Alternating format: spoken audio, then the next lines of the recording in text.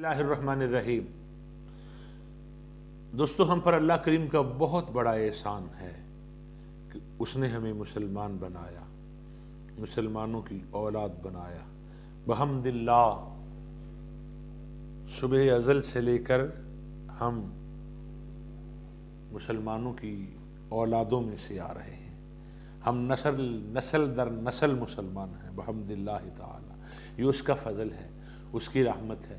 جب بندہ دائرہ اسلام میں آتا ہے تو اس پر بہت سارے اعمال جو ہیں وہ لاگو ہوتے ہیں، بہت سارے قوانین لاگو ہوتے ہیں۔ حج فرض ہو جاتا ہے، زکوٰۃ فرض ہو جاتی ہے، اس پر رمضان المبارک کے روزے فرض ہو جاتے ہیں، اس پر جہاد فرض ہو جاتا ہے جب اس کی ضرورت پڑے۔ اور سب سے بڑھ کر یہ کہ زکوٰۃ کا اپنا ایک وقت ہے، وہ جب لوٹ کے سال مال پہ آ جائے، مال پڑے ہوئے مال پر جب تک سال لوٹ کر نہ آئے زکوٰۃ فرض نہیں ہوتی۔ زکوٰۃ کا اپنا ایک سیزن ہے، اپنا ایک موسم ہے، اپنا ایک وقت ہے۔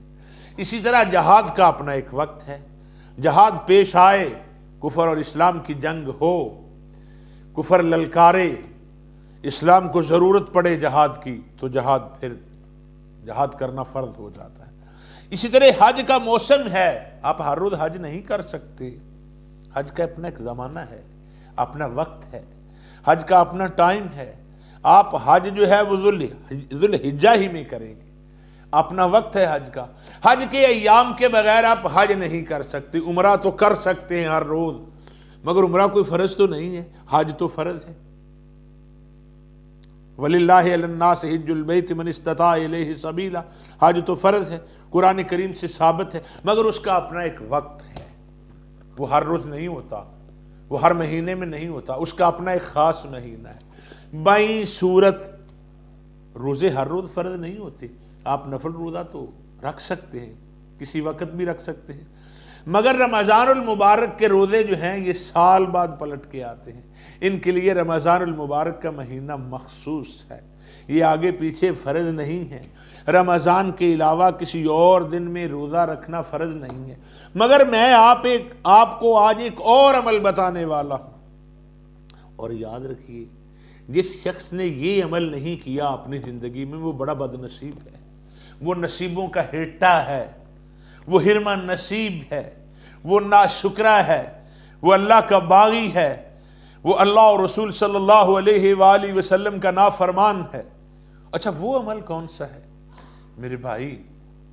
جو عمل میں آپ کو بتانے جا رہا ہوں، خدا کی قسم اگر آپ نے اس کو اپنا لیا، اگر آپ نے اس پر عمل کر لیا، تو یہ تمہاری جو زندگی ہے نا، یہ بیڈ آف روزز ہو جائے گی، پھولوں کی سیج بن جائے گی، غم جاتے رہیں گے، پریشانیاں ختم ہو جائیں گی، پشیمانیاں اپنا بستر لپیٹ لیں گی، غم قریب نہیں آئیں گے، چہرہ پر نور ہو جائے گا، رزق کی کمی نہیں ہوگی، اولاد فرما بردار ہو جائے۔ اتنا بڑا عمل، اتنا بڑا عمل۔ اب آپ سوچ رہے ہوں گے کہ وہ عمل کون سا ہے؟ اگر آپ نے یہ عمل کر لیا، نزا آسان ہو جائے گی، قبر روشن ہو جائے گی، ریاکاری سے بچ جائیں گے، دنیا آپ کا احترام کرے گی، اللہ اور رسول آپ سے محبت کریں گے۔ وہ عمل کون سا ہے؟ تو سنیے، وہ عمل ایسا ہے کہ اگر آپ کر لیں گے تو چہرے پہ نور آ جائے گا، لوگ آپ کو سیلیوٹ کریں گے، آپ کی مشکلیں آسان ہو جائیں گی، آپ پر اللہ راضی ہو جائے گا، رسول اللہ صلی اللہ علیہ وآلہ وسلم راضی ہو جائیں گے۔ وہ عمل میں آپ کو بتاؤں، سنیے، وہ عمل جو ہے وہ عمل ہے جس سے اس امت کے کم و بیش اگر 50% تھوڑے ہوں تو میں کم از کم اگر 60% کہوں، 70% کہوں تو یہ جھوٹ نہیں ہوگا۔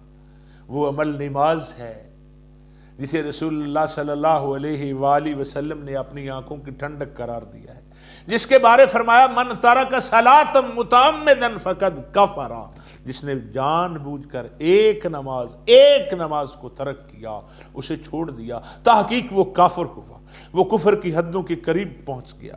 اور جس نے ظہر کو چھوڑا، جس نے فجر کو چھوڑا، اس سے رب ذوالجلال ناراض ہو گئے۔ من ترک صلاۃ الفجر تبرأ منہ الرحمن، جس نے نماز فجر کو چھوڑا اس سے اللہ کریم ناراض ہو گیا، جس نے ظہر کو چھوڑا اس کو رزق کی کمی آ گئی، جس نے عصر کو چھوڑا اس کے چہرے کا نور جاتا رہا، اس کی اولاد نافرمان ہو گئی، جس نے مغرب کو چھوڑا مصیبتوں نے اس کو گھیر لیا، اس کے رزق سے برکت اٹھا لی گئی، اور جس نے نماز عشاء کو چھوڑا فرمایا من ترک صلاۃ العشاء تبرانی، جس نے نماز عشاء کو چھوڑا اس سے میں ناراض ہو گیا، میں اس سے ناراض۔ کون؟ رسولوں کا سلطان، نبیوں کا امام، اللہ کا حبیب، کائنات عالم کی بارات کا دلہا، جس نے تیرے اور میرے لیے، تجھ جیسے اور مجھ جیسے خطا کاروں کے لیے کبھی غار حرا میں، کبھی سور میں، کبھی بدر میں، کبھی احد میں، کبھی سفر میں، کبھی حضر میں، کبھی تہجد میں، کبھی دیگر نمازوں میں رو رو کر دعائیں کی کہ یا اللہ میری امت کو بخش لے، میری امت کو معافی عطا کر دے۔ اور امت کیسی ہے؟ کسی اپنے رسول کے فرمان کا پاس نہیں ہے۔ فرمایا جس نے نماز چھوڑی، گویا جس نے عشاء نہ پڑھی اس پر میں ناراض ہو گیا۔ اب سوچئے کہ جو فجر نہیں پڑھتے ان پہ اللہ ناراض، جو عشاء نہیں پڑھتے ان سے رسول اللہ ناراض۔